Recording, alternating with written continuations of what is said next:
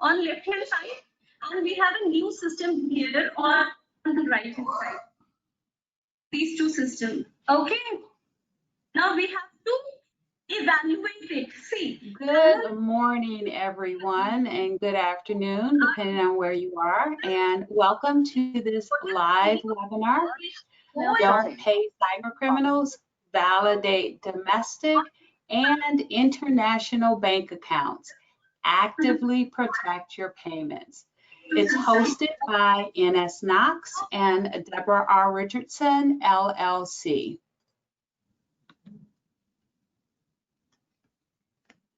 Some housekeeping items before we get started. This session is being recorded.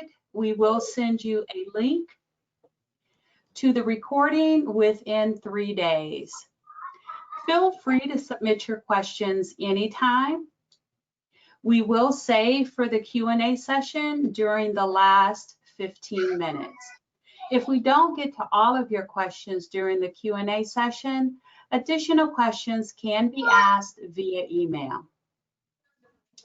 Also, don't forget to download the handouts.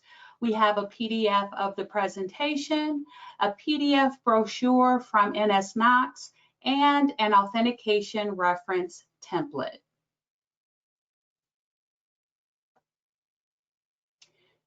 We have 2 speakers today, and I first want to introduce myself. I am Deborah R. Richardson, and you may have heard of me by my saying, putting the AP in happy. As a previous AP senior manager, managing a team of 17, processing over 2,000 vendor requests per month, I now work with AP vendor teams that are still fully or partially manual to add authentication techniques, internal controls, and best practices.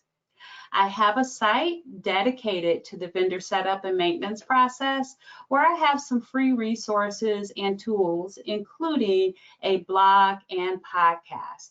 Both are known for providing actionable steps to help you with vendor maintenance issues, including the collection and update of vendor bank details.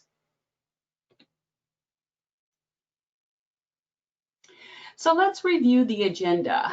We will first look at fraud in vendor banking, then talk about authenticating vendor bank details, a manual process that will give you some immediate takeaways to avoid fraudulent payments. I will then turn it over to Natai Barzam, who will talk about how to make the process easier and adding more security. Then we will wrap up with a Q&A session.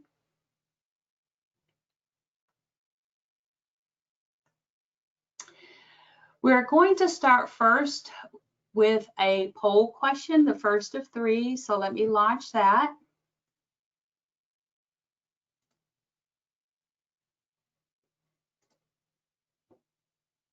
Okay. What do you currently require before updating existing vendor bank details? A, vendor bank details on bank letterhead or vendor letterhead. B, a voided check. C, a phone call to the vendor. D, 2 or more of the above. Or E, none of the above.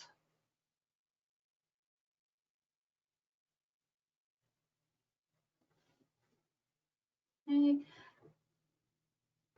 Looks like we've got some coming in.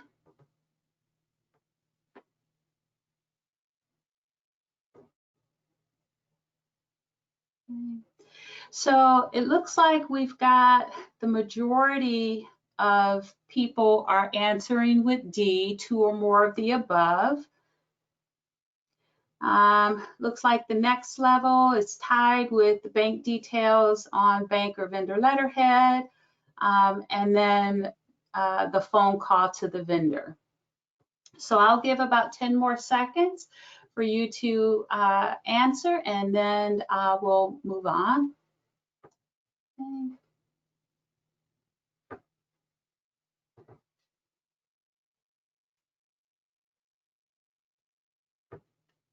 Okay, so it looks like, yes, the majority, 54%, two or more of the above.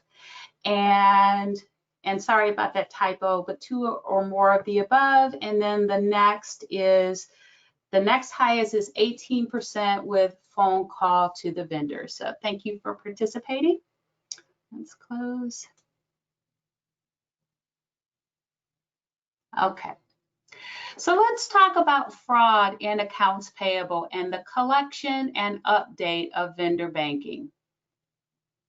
So looking at the US first, this US map and the stats are taken from the FBI 2019 report of IC3 complaints. Now you can check your state to see where you fall, but the total average complaints for the year is about 1,300 per day, or the averages for the year averages to 1,300 per day.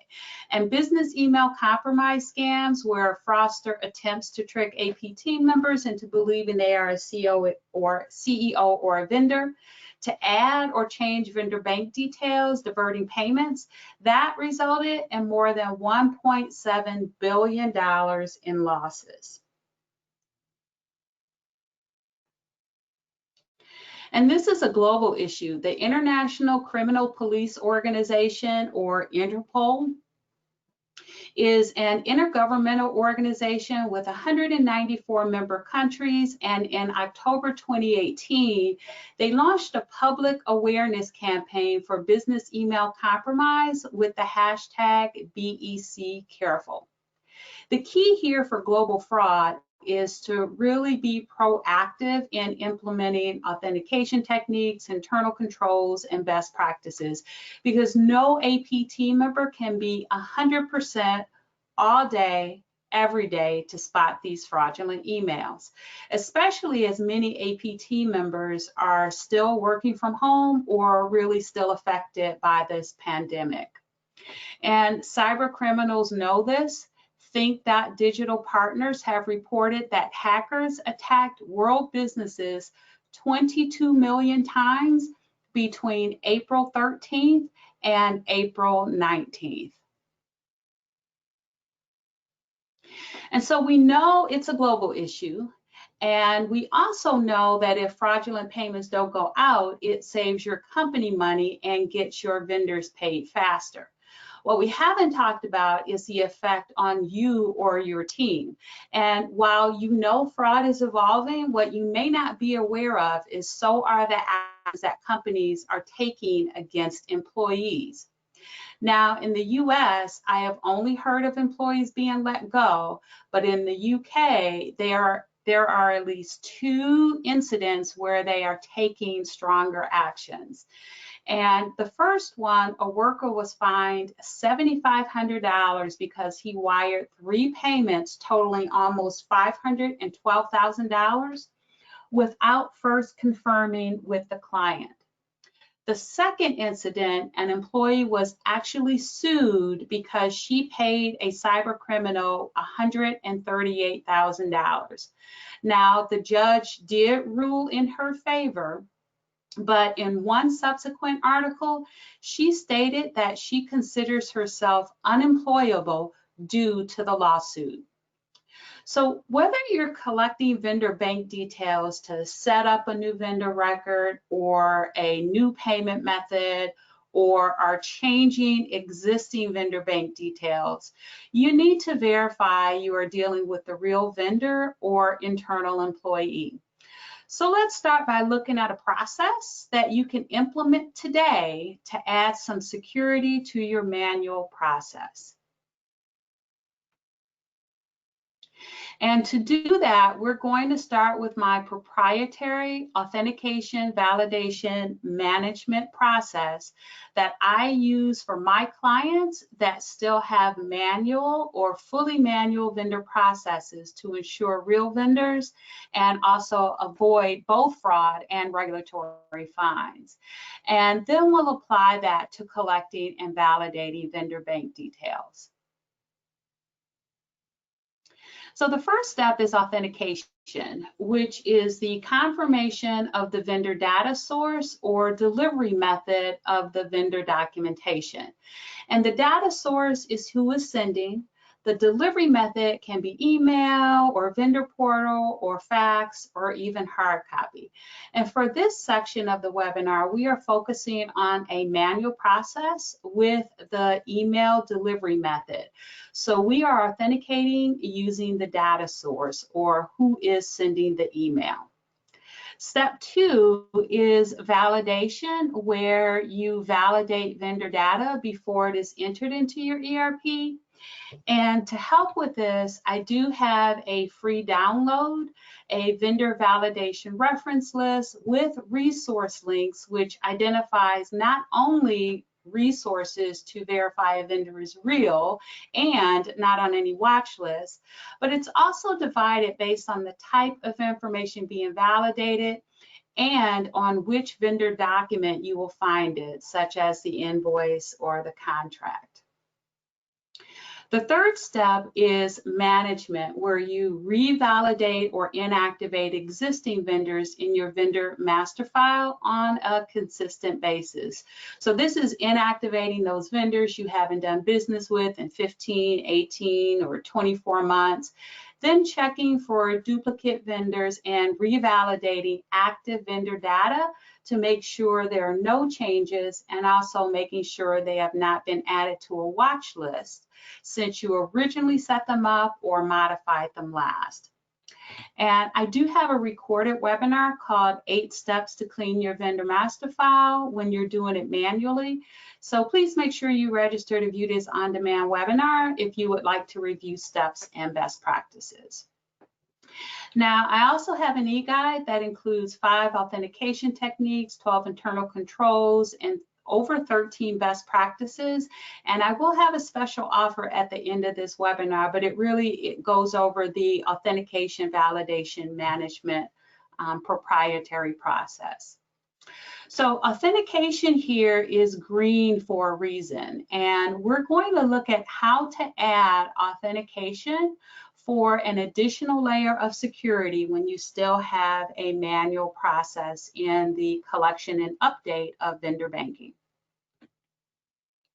So when you receive a request to add or update bank details, you need to authenticate the requester, whether they are a vendor or an employee submitting documents on behalf of the vendor. And you can do that by asking 2 or 3 identifying questions.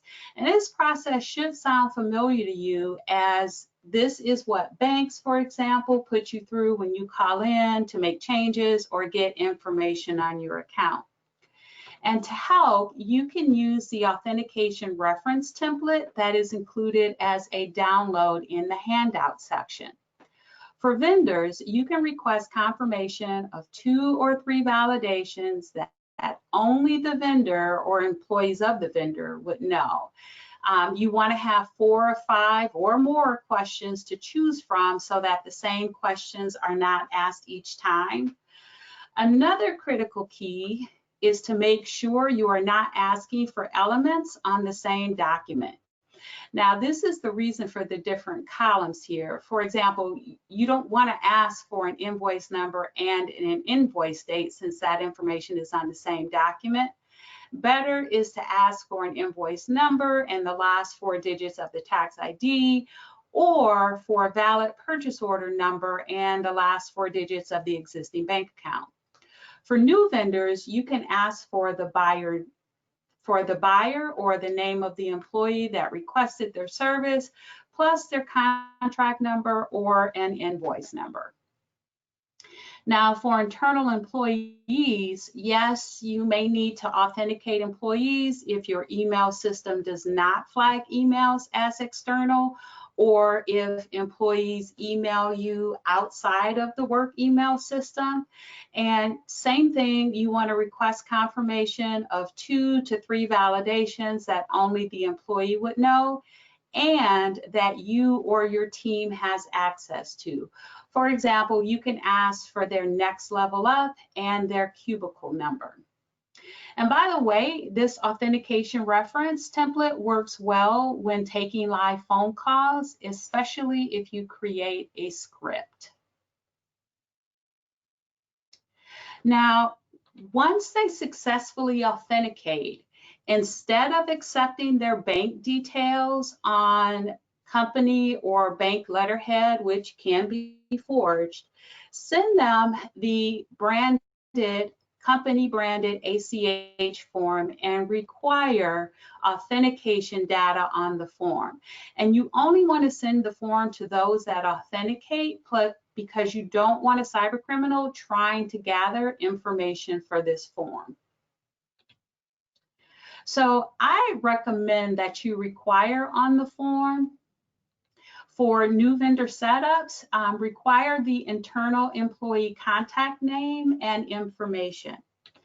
If there is a change, require the existing bank details or the last 3 payments with deposit dates and amounts. I also suggest that you require the full tax ID. And then if you have any company unique element that your company uses that your vendors would know, you have the option of requiring that as well. Okay. Now, these are optional items that you can add to the company branded ACH form, and I do recommend that you use them. One is the remit address. Some accounting systems like PeopleSoft or Oracle have multiple payment locations or site IDs, and they can be tied to separate remit addresses. Having it on the form ensures that you are updating the right location. Also, the vendor ID, that can be a help to know the right vendor ID to update. For those existing vendors, if you have systems like SAP, where you can have more than one vendor ID for the same tax ID. And again, you can add any unique element that your company may have as optional. Now, best practices for this company branded ACH form is to change it every year. Also, do not post it on the company website, again, because you only want to send it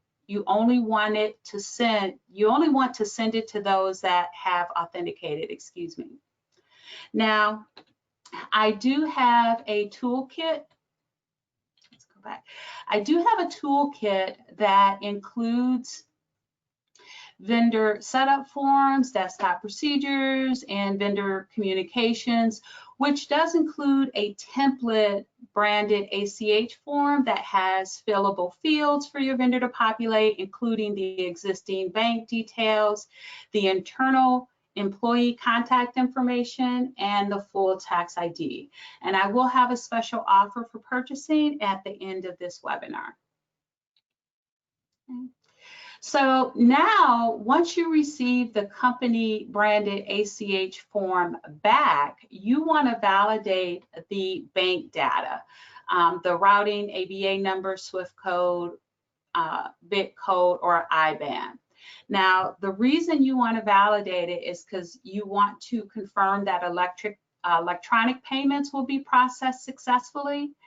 And how to validate this for the ACH routing and the wire routing numbers, you can check out the links at the Federal Reserve Board, and they offer these lookups. Again, we know it's important for successful payments, since banks may have different routing numbers for payments made by wire. So once you get on the site, you'll be able to click on the wire or the ACH to check that routing number. There's also a free site for the SWIFT and BIC code lookup.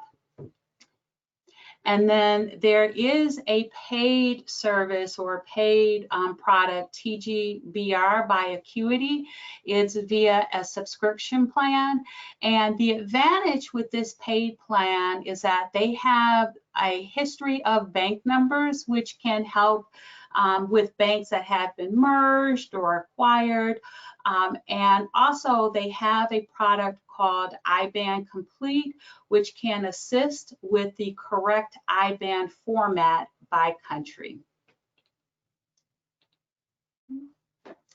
So now that you have validated the bank's data, you want to validate the bank account ownership. And unfortunately, with these services, it is US only.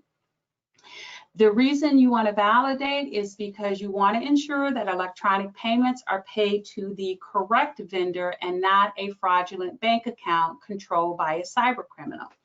And how to validate, there is no free resource that I am aware of at this time. It's only available via paid subscriptions, via early warning or GIAC systems or resellers. I do know that at least one bank, Citibank, offers GIAC bank ownership services through their product Citi Verify. But again, that is US only. Now, once you have authenticated by requiring authentication of the sender and the data received and validated the bank account, here are some additional steps that you can add more security.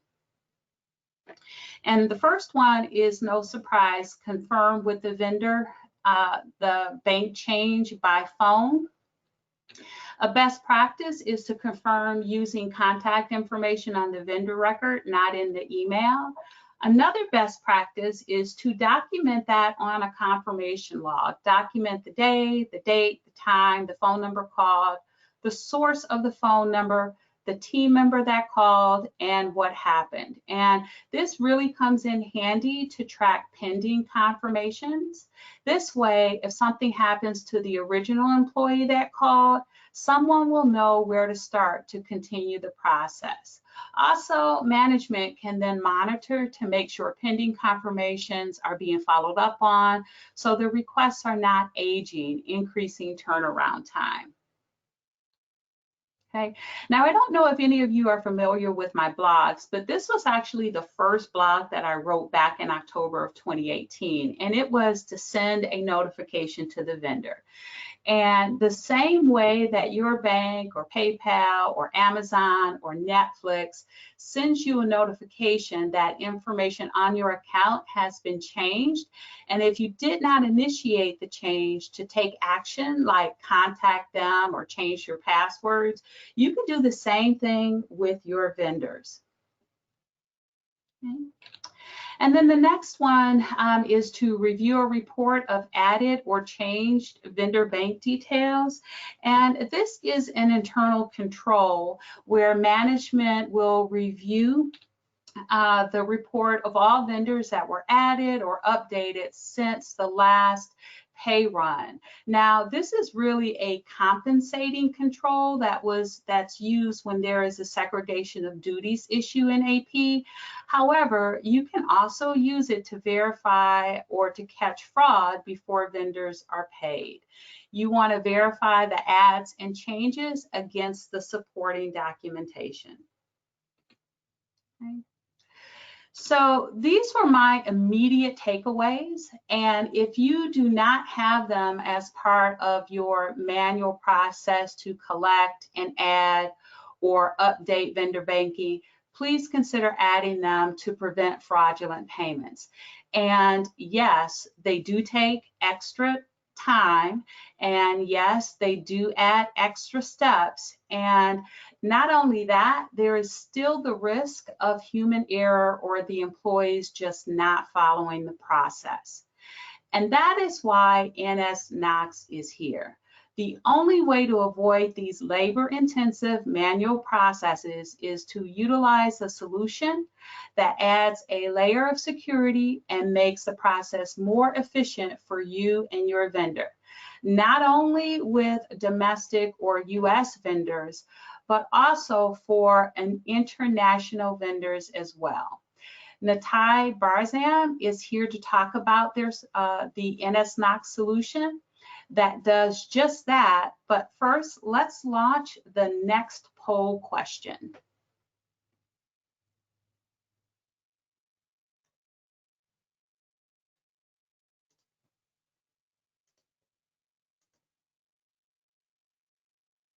Okay, and that is, which type of payment fraud are you most concerned with? Social engineering, business email compromise, insider fraud, cyber attack, or all of the above? We'll give you about 20 to 30 seconds to vote.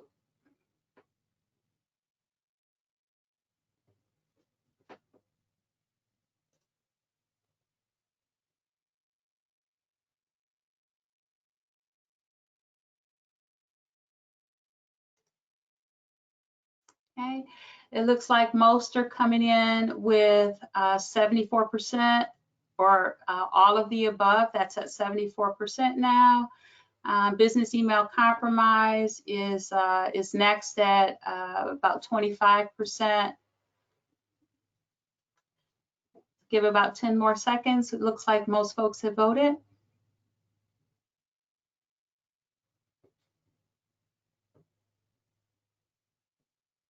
Okay.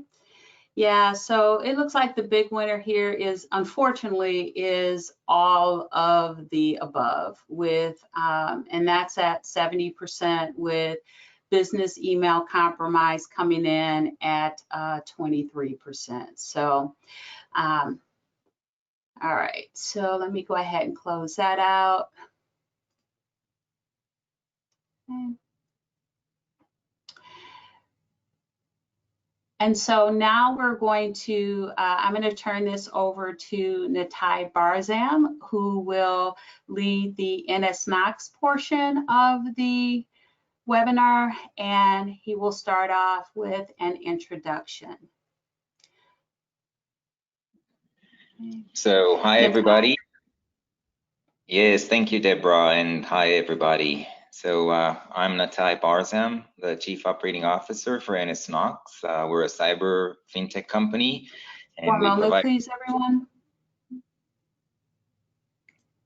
Deborah, can you hear me? Hello.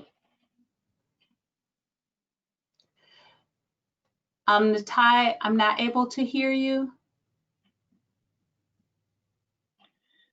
So I am getting text messages that I am being heard. Let me just text Deborah so she's not concerned, because apparently. In case it's just my computer, can someone put in the questions or the chat whether or not they can hear Natai Barzam?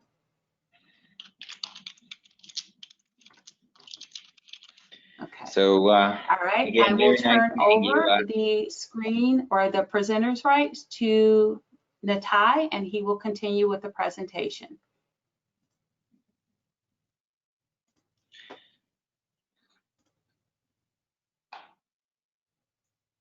Natai, you should have control. Thank you, Deborah, and hopefully everybody, sorry for the minor technical difficulties here, and hopefully you could see my screen in the presentation. So real quick, I'm the Chief Operating Officer for nsKnox, and we're a cyber fintech. Our passion is providing solutions for corporate payment security. I myself bring many years of experience in enterprise software and in security, working with enterprise customers like yourselves across the world, primarily North America, Asia Pacific, and Europe. And I'm very excited to be with you. So as described by Deborah, and I was really happy to see that at least everybody is aware of the problem, and people are concerned with all types of payment fraud. This is indeed a very painful problem and a very complex problem to solve. Obviously, processes are extremely critical at solving this problem, but unfortunately, they're time-consuming and are pretty vulnerable considering where fraudsters today are at. And so fraudsters are extremely well organized, and they'll use state-of-the-art technology and psychology to try to trick you and try to manipulate your systems. There's so many reports out there about fraudsters compromising organizational systems and email systems, but also your vendor systems. It used to be email only, but now they're using deep fake AI systems to clone voice. So voicemails and trying to speak to people is no longer, 100% guarantee. They use techniques such as phone spoofing and phone hijacking, all kind of technical stuff that puts them in advantage. And they invest a lot of time in learning your organization. So given multiple layers in the organization are being targeted, we believe that only a multi-layered solution or approach which will help you to both efficiently and securely validate account details globally, as well as protect your payments, is really needed. And let's look at that. So let's start with infrastructure. This would be the first layer. You should definitely collaborate with your information technology and information security experts. This is not a technical session, so I'm not going to describe in details what each of these blocks mean. Some of them are self-explanatory, but work with them. Make sure that the technology experts work together with the process experts yourselves in identifying the people involved, the processes involved, especially the handoffs, and make sure at the infrastructure level things are secured. This will be a really, really good step, but this is not enough. Just look at what the FBI Director Mueller said. Once, there are only two types of companies, those that have been hacked and those that will be. And so we really need to take some extra measures and be really careful to make sure that we're not amongst the ones that are being impacted. The second layer of security really has to do with people and process, and Deborah went in detail around some of the processes that you should be going through. I'd like to try and give another angle here and a few tips, sort of like additional things to consider. So first, as discussed earlier, handle the interfaces. This is where the cracks are between people, between systems, handoffs, and this is what fraudsters are taking advantage of the most. Second, don't rush. Fraudsters will always try to create a sense of urgency, trying to make you act fast, but this is exactly what you should not do. Take time to make informed and good decisions. Education and training, this is obvious. Do this, and repeat. And then centralize and standardize. I know this is not always possible, but when you are able to do this, this will provide you with better monitoring and better control. And finally, segregation of duties. Deborah gave a few examples. I think everybody knows about it. Let's just make sure we're all actually practicing this.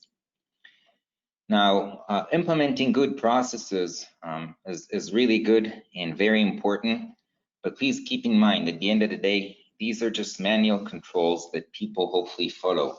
And unfortunately, they don't always do. And at the end of the day, there's always going to be the case of somebody not following process or being forced to cut corners. And so to really come up with a full payment security solution, we need more. Given so many known and unknown attack vectors, an end-to-end approach is really important. And this one should be looking both at your inputs and outputs. This is where fraudsters will try to manipulate things. From an input standpoint, consider the data you enter into your ERP systems. So when you get these details, when you onboard new suppliers, when you get the request to update details, please make sure, use technology to make sure that these details are indeed correct before you save them. This way, you at least protect the input into your ERP system and you mitigate dramatically the chances of social engineering. But unfortunately, that's not enough, because given insider fraud and given data manipulation, either from the inside or the outside, you also need to actively protect your data before you affect payments. This is intended at making sure that the output is protected, that the instruction that you send to the bank are actually still using accurate and reliable bank details, and you're not sending payments to a fraudster account. So When we were designing our solution here at nsKnox, we had exactly these two areas of vulnerability in mind, and came with solutions to address both these. First, on the input side of things, account validation that will allow you to validate both domestic accounts as well as international accounts the same way. Don't just use documents that are really easy to forge or phone calls that you don't always get to speak to the right person. Remember phone spoofing, phone hijacking, and just not being able to get of people. Use technology and third-party data sources to validate. Just like if you were going to buy a house, you're not going to take the seller's word that they own the house. You're going to go to a title company, a third party, and make sure that they're indeed the owner. Same thing applies here. Make sure based on accurate and reliable third-party data that our system can provide, and I'll expand on this more to make sure. And then, now that you have accurate and reliable data stored in your ERP system, make sure to guard this. Make sure nobody manipulates your master vendor file, and make sure that your payments and payment transactions are monitored and validated in real time. This will not only be more secured, it will also be much, much more effective and efficient. So with that in mind, let me demonstrate how our solution works. There are two ways the solution can work. One of them is through the nsKnox portal, the Payment Knox portal. This is what it looks like. It requires no integration at all to operate. And essentially what it provides you with is access to a global repository of validated bank accounts, which you can search for. Let's start using this. So you can search either by name or by ID. I'll start searching for a new vendor. Let's assume that we're just onboarding a new company and we're going to search for its name. So I'm going to fill a few letters of the name and hit search.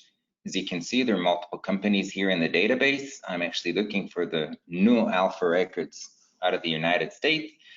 You can see the companies based in the United States, some IDs like their tax ID, their DUNS number, and a unique Knox ID, which is a unique nsKnox identifier. And we could, now that we've found the company, the supplier could search for their bank account. And so we could either search for international account using the SWIFT code and then a bank account number or an IBAN, or domestic accounts. And this time, let's search for a domestic account for this company. So I'm going to type the routing number, and then I'm going to type the account number and hit validate.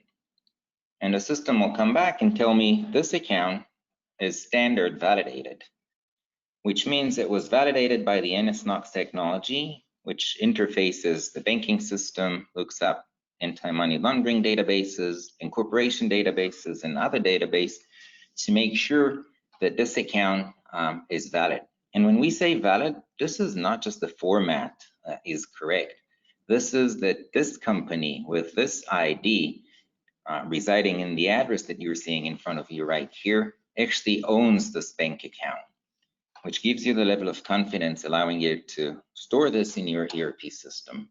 I'll demonstrate how this works when the system is integrated within your ERP system and in context, but for now, we're just looking at the portal.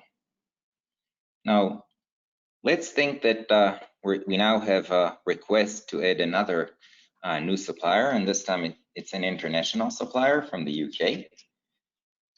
We will validate it the same way and using the same system. I'm just going to demonstrate using an ID now. I'm entering the ID, and you can see that Feroli, a UK-based company, was identified based on their DUNS number. There are other IDs, and we could also see that they reside in Tottenham Court Road in London, in England, and this looks like the company we're looking for. This time, let's validate the bank account using their SWIFT data. So I'm going to enter the SWIFT code, and then I'm going to enter their account number and hit validate. Again, you can see that the validation result is there standard validated, i.e. all the details are validated based on banking system information. And you can see the ID, the name, the address, and the bank account that they positively own. But what happens if we can find this? Let's say that we were using a different account now, maybe to add another account or update an account for Feroli. I'm just going to change the account number, something else. When we're going to hit validate this time, we're going to see that the account is not yet validated. What do we do in this case? We initiate a standard validation request. So we're going to enter the name of the main contact within Feroli and their email address. And when we're going to hit submit the standard validation request, an email with simple instructions is going to be sent to John Adams at Feroli to go through a very simple process, an nsKnox process called the standard validation process. And once Feroli goes through that process by registering in our website and following the instructions, within 24 to 48 hours, their account will be validated. All the data that we talked about, the fact that they are indeed this company, it is their ID, their address, and their bank account actually belongs to them, and it will be found in the database. So with that, we've presented how to use the account validation capabilities within the portal.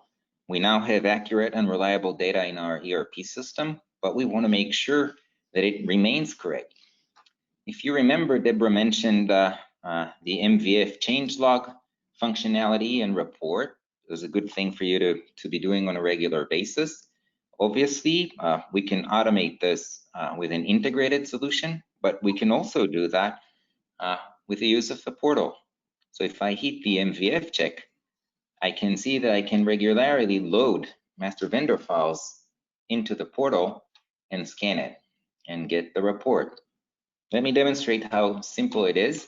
I'm just going to browse and select an MVF file. I can give it any node and then submit the file for verification. And within seconds, it will be complete and ready for review. And I can now see a changelog. Now, this does not only give you information like new accounts added to the MVF, updated accounts, updated data, and so on and so forth.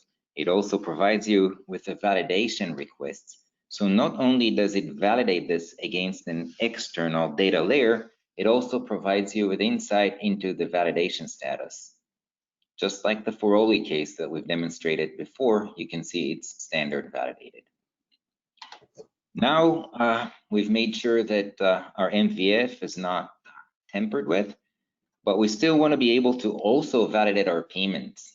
Again, I'll demonstrate in a bit how this is automated and happens in context when we use an ERP solution, but we could also validate our payment using the payment check functionality. And we have the option to validate payment files before we send them for processing in the bank or in the clearinghouse. We also have the option to download files of the online system at the bank and upload them into this solution. You could either use drag and drop or select a file. Let's select a file that's going to be valid to start with. So when we load a valid file and hit submit, the system will quickly scan all the transactions and tell us that this is valid. Nothing else for us to do here. We're good. However, if a fraudster, an insider or outsider, was able to manipulate the data or manipulate a file before it's being sent to the bank, when we upload a manipulated file, a tempered file, this is what's going to happen, right? So we're going to submit the file for a verification, and upon completion of the analysis, we're going to get a report of the problems. In this case, 2 errors were identified, and you can see in the first row, the payment was rejected because the account is not validated at a sufficient level. You're able to set thresholds with the system, and when a payment above the certain threshold is made to an account that's not validated according to your policy, the payments will be stopped and you will be alerted. The second error, payment rejected because the account is not in your master vendor file. So while not 100% a fraud attempt, this is definitely something that you'd want to further investigate before transferring any payment instructions to the bank this way. Now, with that, I've demonstrated the portal part of the solution.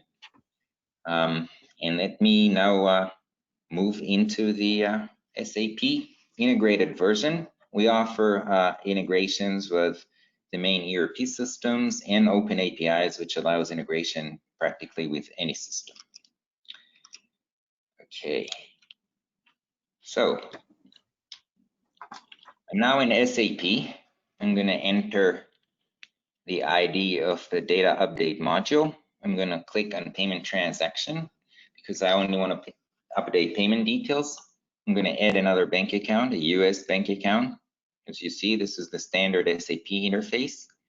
We're just going to add a local account, so routing number, and now I'm entering the account number. I'm going to save this, and SAP is going to tell me that I'm saving.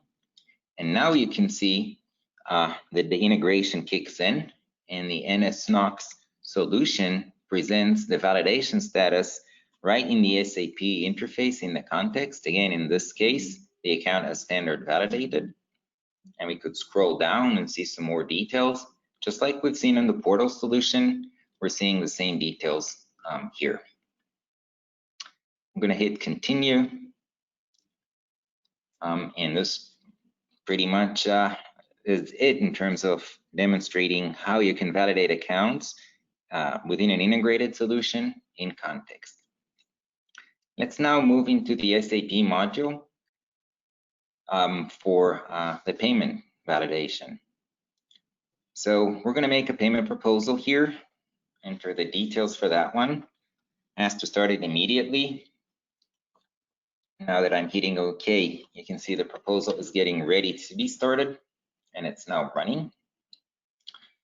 Let's look at the proposal itself. We're going to view the proposal. And as you can see, there are 4 lines which are okay, they're in green. But the first line has a problem, and therefore it's marked with red.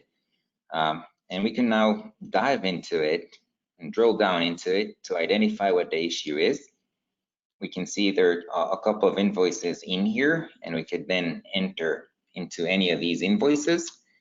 So this item was excluded. There's a problem, a payment block, and we can later see more details in a log file under the SAP system. So let's do that. And if we look at the payment proposal in details, you can see here in the middle of the screen, similar errors to the one we've seen before in the portal. One account is not validated at a sufficient level and the payment will be blocked. And then the other one, again, an error because of the amount. So please note that in this case, what's going to happen is these payment transactions are going to be excluded from the actual payment run. And until we correct them and investigate this. So we're now going to go back and try to complete the payment run on that. Just going to hit the payment run button. And when we hit OK, our payment's going to run. And you can see that the 4 transactions that were OK were indeed processed. And this concludes the demonstration part of both the PaymentMux portal and the integrated version. And by implementing this solution, if I'm to sum this up, we all know that trust and verify is a good practice, and definitely when it comes to fraud prevention. So with this end-to-end approach, which essentially allows you to validate accounts domestically and globally and internationally the same way, also protect your master vendor file and validate your payments in real time, you're actually shifting from trusting that everything's okay to knowing that everything's okay which is a huge difference. And with that, I thank you. And Deborah, please take it away. Okay, so thanks, Natai, for that great demo of account validation and payment monitoring, especially showing how it can integrate within SAP.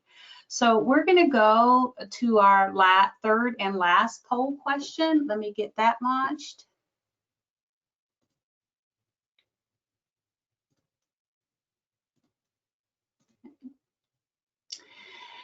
And the question is, do you use technology to specifically protect your payment process? Yes, no, or not sure.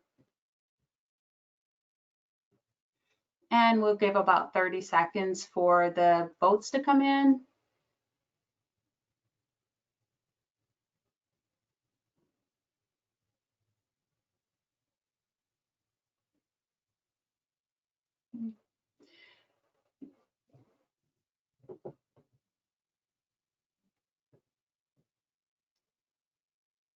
Wow, it's kind of neck and neck of all three of them. Not sure, yes, and no.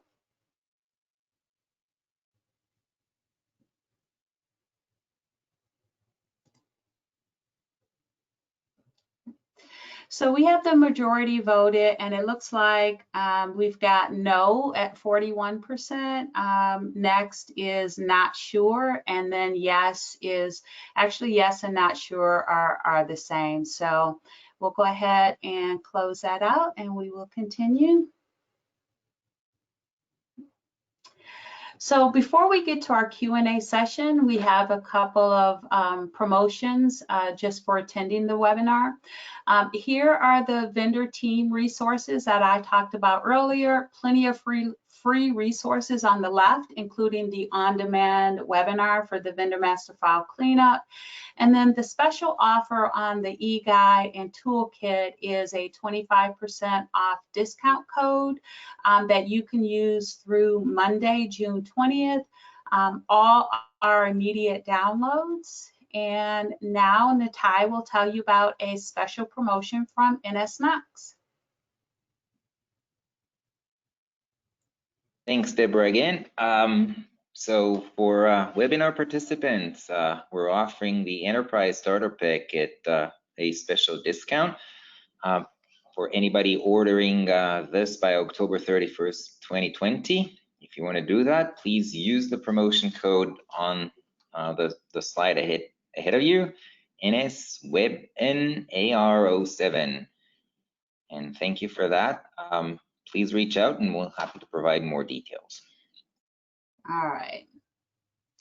So now we are going to get to the Q&A session, and we'll get through as many of these as we can.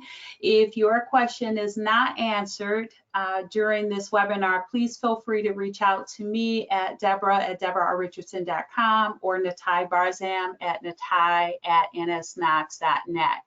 And you can also reach out if you come up or have questions after the webinar. You can email us with those as well. All right, so the first question that I have is, can validation confirmation via email be via email, or should we be calling them? And I think that's for me, for the manual process. And I would say that it can be either or.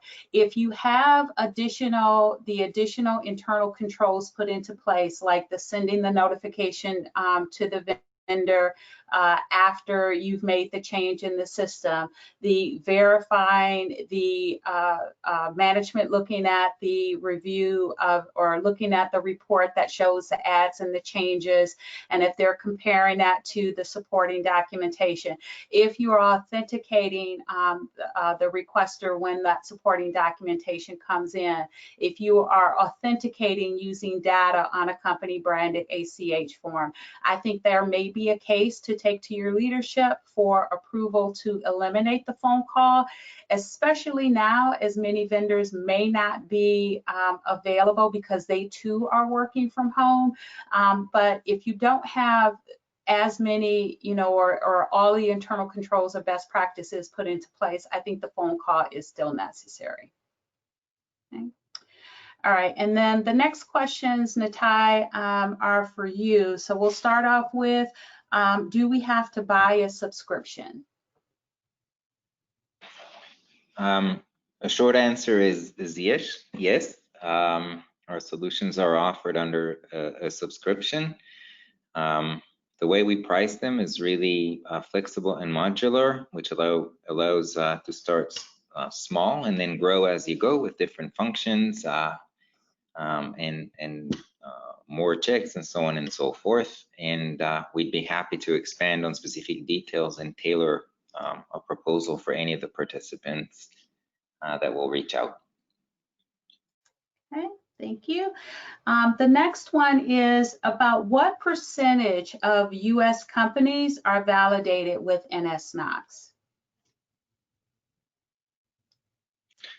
It's a great question. I don't have a number for you. There are a lot of companies that are validated, and this will differentiate by industry. However, it's really important to note that the system actually provides 100% coverage. Because of the standard validation process that I described, it allows you to validate any of your suppliers anywhere. And so if you search and you find it, great, you have the answer immediately. If it's not there, then you can ask any of your suppliers anywhere in the world to go through the simple validation process. It's a one-time process. They only need to go through that once. And then they're validated for you, and they're validated for anyone that uses our system. So we're creating like crowd knowledge this way. And so we have customers that validated suppliers anywhere in the world this way, like 100% coverage: China, Japan, India, North America, definitely Canada and the US, South America, lots of countries in Europe. It's pretty simple and straightforward. Okay. All right, the next one is, how do you validate the bank account? What parameters are considered?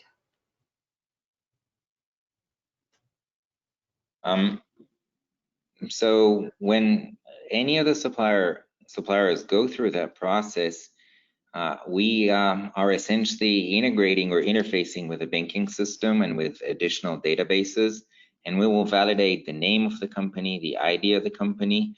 And in terms of the bank account itself, it's almost like we're getting the information from the payee's own bank at the know your customer level that they had them. And so we can positively provide information around this that indicates this is a correct bank account. The number is obviously valid, but most importantly, it is owned by this entity. Okay. The next question is, how often do you refresh the database? So the database is constantly refreshed. And as I've explained, essentially everything would work even if it was empty, but it obviously is growing and growing fast as we go. And everything happens in real time. Every time somebody validates a new account, the database gets updated. And when you access this cloud-based solution, either through the portal or from an integrated solution, you get the results of the latest that's available. Okay. We have another question about the subscription. So is nsKnox a single subscription for both vendor validation and payment, or separate?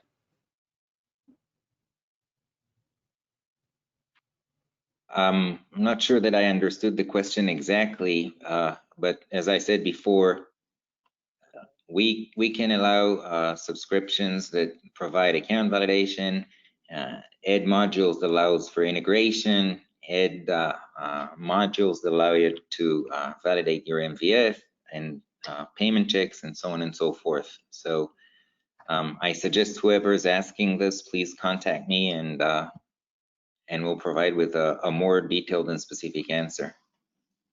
Okay, and looks like we have two more. We'll see if we get through both of them.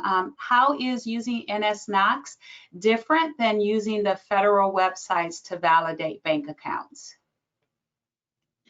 Right. So typically the free services will really validate the correctness of the bank account in terms of, is this a valid IBAN? Is this a valid SWIFT number from a format perspective, but not necessarily in terms of the ownership of the account. When you want to avoid fraud in at the end of the day, updating your systems with data of an account that even if valid may belong to a fraudster, you want to tie everything together. You want to make sure that you're validating the entity, its name, its ID, where it's located in the world, and the fact that they actually positively own this bank account. And so with using our system, you get all of this together. And then when you're adding this into your ERP system, you know that this is indeed the right account, who's the owner is, and so on and so forth. Okay.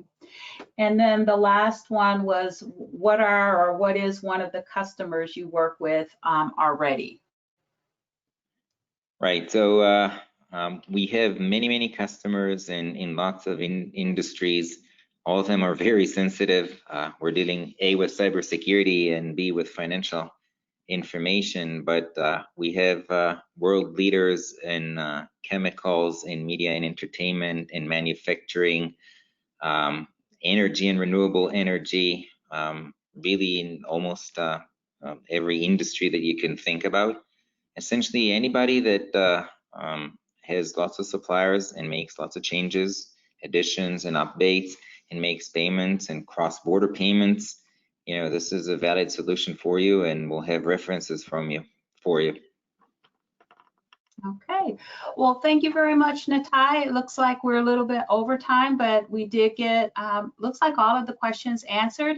Again, if any attendee has or thinks of questions after the webinar, please feel free to reach out to myself and or Natai at the email addresses on the screen.